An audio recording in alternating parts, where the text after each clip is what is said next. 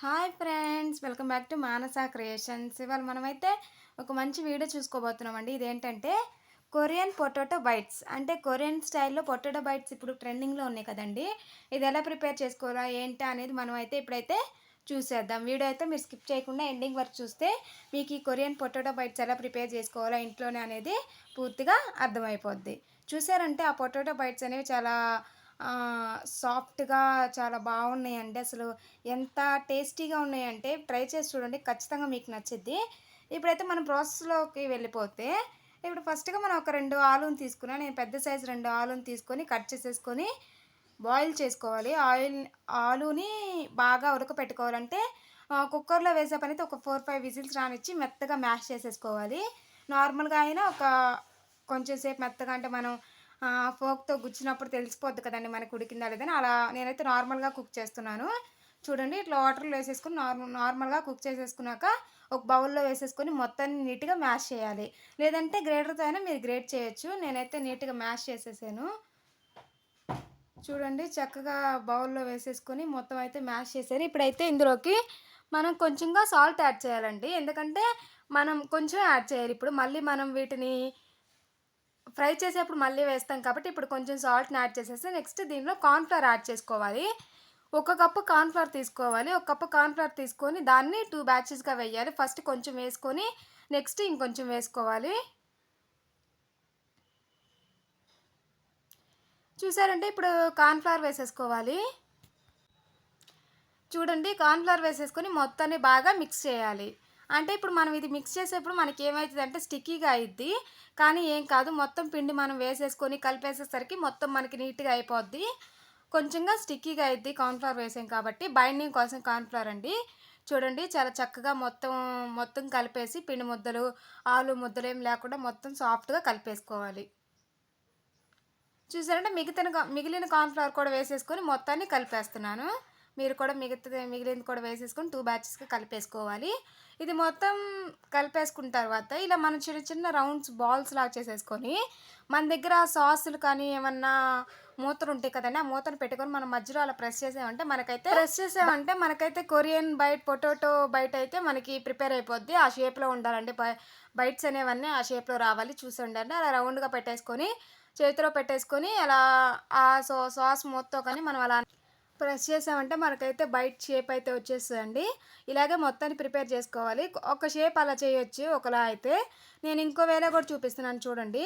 ఏదైనా మన Thums up bottle కానీ లేదంటే ఏదైనా బాదం మిల్క్ తెచ్చుకున్నప్పుడు అది వస్తది కదండీ గ్లాస్ బాటిల్, అది కానీ ఏదైనా తీసుకొని మనం ఆ రౌండ్ చేసుకున్న బాల్స్ మీద ఊరకలా ప్రెస్ చేసామంటే, చిన్నగా లైట్‌గా ప్రెస్ చేయాలండి. ఎక్కువ చేయకూడదు. కొంచెంగా అలా ప్రెస్ చేశారంటే చూడండి, మనకైతే బైట్ షేప్స్ అయితే వచ్చేస్తాయి. చూడండి, మనం సోయా సాస్ మూత, టమాటో సాస్ ఏదైనా కెచప్ మూతలు పెట్టుకొని చేసుకున్నయి కానీ, ఇవి కానీ ఒకే షేప్‌లో వస్తాయండి. చూడండి, చాలా చక్కగా అన్నీ అయితే ఇలా ప్రిపేర్ చేసుకున్నాక, అవి అలా చేసుకునేటప్పుడే మనం ఈవెన్‌గా పక్కన బాయిల్ చేసుకోవాలి. రోలింగ్ బాయిల్ అయ్యాక వాటర్‌ని బాగా బాయిల్ చేసుకోవాలి. హీట్ చేసుకున్న వాటర్‌లో మనం ఇప్పుడు ఈ బైట్స్ ప్రిపేర్ చేసుకున్నాం కదా! అది అందులో వేసేసుకోవాలి.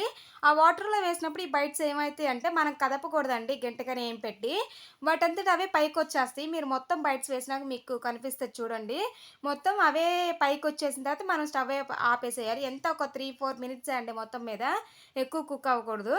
అవి మనం వేసిన తర్వాత మొత్తం పైకి తేలిపోతాయి. అప్పుడు మనం స్టవ్ ఆపేసుకోవడమే.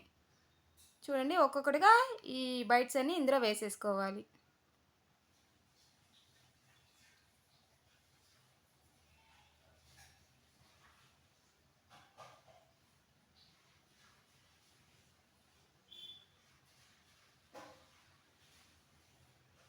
చూడండి, మనకి పైకి రావడానికి స్టార్ట్ అయిందండి. ఒక్కొక్క బయటగా పైకొచ్చేస్తున్నాయి చూడండి. ఇప్పుడు మొత్తం ఈవెన్‌గా ఒక్కసారే పైకొచ్చేస్తాయి. చూడండి, ఇప్పటికైతే 2 వచ్చినాయి కదా! ఇట్లాగే బైట్స్ మొత్తం పైకి రావాలి మనకి. అప్పుడు మనం స్టవ్ ఆఫ్ చేసుకోవాలి. చూడండి, వన్ బై వన్ మొత్తం వచ్చేస్తున్నాయి కదా!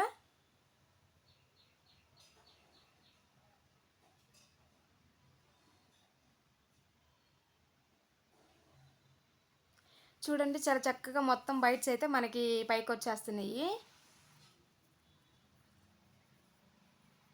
మనం గంటె పెట్టి గాని, స్పూన్ పెట్టి గాని ఏం కదపకూడదండి. అవే పైకొచ్చేసినప్పుడే మనం స్టవ్ ఆఫ్ చేయాలి.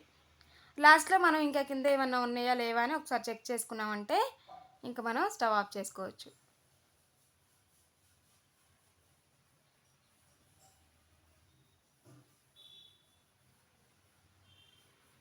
ఇంక లాస్ట్‌లో నేను చెక్ చేస్తున్నానండి. కింద ఏమన్నా బైట్స్ మిగిలిపోయాయని ఏం లేవండి. మొత్తం పైకొచ్చేసాయి. ఇప్పుడైతే నేనైతే స్టవ్ ఆఫ్ చేసేసుకొని వీటిని ఒక ప్లేట్‌లోకి మళ్ళీ తీసేసుకుంటున్నా. వాటర్‌లోంచి రిమూవ్ చేసేసుకోవాలి మనం. ఎందుకంటే వాటర్ పీల్చేసుకుంటాయి కాబట్టి మనం వెంటనే వాటర్‌లోంచి తీసేయాలి.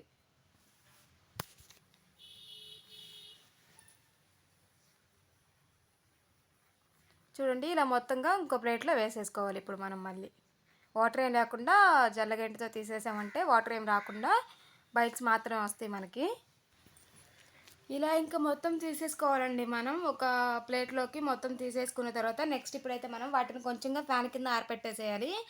ఇప్పుడైతే ఇంకో ప్యాన్ తీసుకొని ఆ ప్యాన్‌లో ఒక 2 టేబుల్ స్పూన్ ఆయిల్ వేసేసుకొని ఇందులో ఎప్పుడైతే మనం నీట్‌గా చాప్ చేసి పెట్టుకున్న వెల్లుల్లిపాయలు ఉంటాయి కదండీ! అవి యాడ్ చేసుకోవాలి. నెక్స్ట్ అయితే పచ్చిమిర్చి, ఉల్లిపాయ కూడా యాడ్ చేసుకోవాలి. వాటిని ఊరక ఫ్రై చేయాలండి. అంటే ఆయిల్‌లో వేసేసి స్టవ్ ఆఫ్ చేసేయాలి. ఎక్కువ ఫ్రై అయితే అస్సలు బాగోదండి. ఇప్పుడు ఊరక లైట్‌గా ఒక 1 మినిట్, 2 మినిట్స్ అలా ఫ్రై చేసేసాక ఆహ్, రెడ్ చిల్లీ ఫ్లేక్స్ ఉంటాయి కదండీ! అవి యాడ్ చేసుకోవాలి. చూడండి మీ దగ్గర అవి లేదంటే ఒక 2 ఎండుమిర్చి తీసేసుకొని అప్పటికప్పుడు గ్రైండ్ చేసేసుకొని వేసుకుంటే అవి రెడ్ చిల్లీ ఫ్లేక్స్ అవుతాయండి. ఇప్పుడైతే కొంచెంగా ఒక సోయా సాస్ వేసుకోవాలి కొంచెంగా. ఇప్పుడు నెక్స్ట్ అయితే ఈ బైట్స్ అనేవి ఇందులో యాడ్ చేసేసుకోవాలి.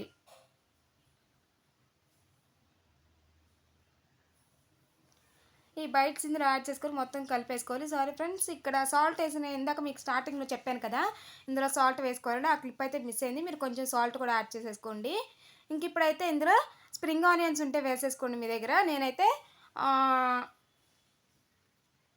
కొత్తిమీర అవి వేసేసుకున్నానండి. వాటి కాడలు అవి వేసేసుకొని కొంచెంగా టమాటా కెచప్ వేసుకున్నారంటే మనకు హాట్ అనేది తెలియకుండా కొంచెంగా స్వీట్‌నెస్‌గా ఉంటది కాబట్టి కొంచెంగా టమాటా సాస్ వేసేసుకోండి. ఇంకంతే అండి. ఇప్పుడైతే మనం సర్వ్ చేసుకోవడమే. ఒక ప్లేట్‌లో పెట్టేసుకొని సర్వ్ చేసుకొని కొంచెంగా కొత్తిమీర వేసేసుకున్నామంటే ఎంతో టేస్టీగా, యమ్మీగా ఉండే ఈ కొరియన్